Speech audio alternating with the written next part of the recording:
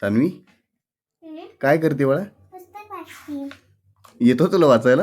पण पक्षी किती भारी आहे बघा ना. चित्र बघतीयस का? हा. कोणतं पुस्तक आहे? पुणे शहर आता खूप विस्तारले आहे. शहरातील गजबज, रहदारी, सिमेंट कॉन्क्रीटच्या इमारती यांची संख्या पाहिली की मनावर दडपण येते. 1960च्या दशकातले पुणे आठवले की आज आपण काय राखले आणि काय गमावले याची कल्पना येते.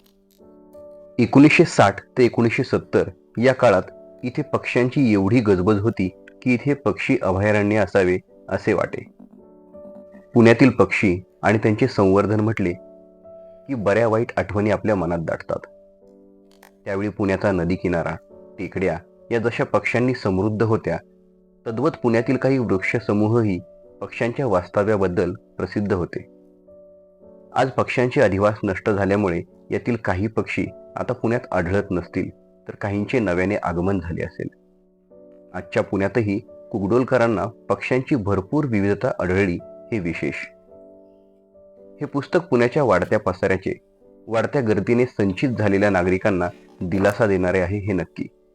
मोठ्यांसोबतच लहानांना देखील खिळवून ठेवणारे प्रभाकर कुकडोलकर यांचे पुण्याचे पक्षी वैभव हे पुस्तक सर्वांनी एकदा वाचलेच पाहिजे.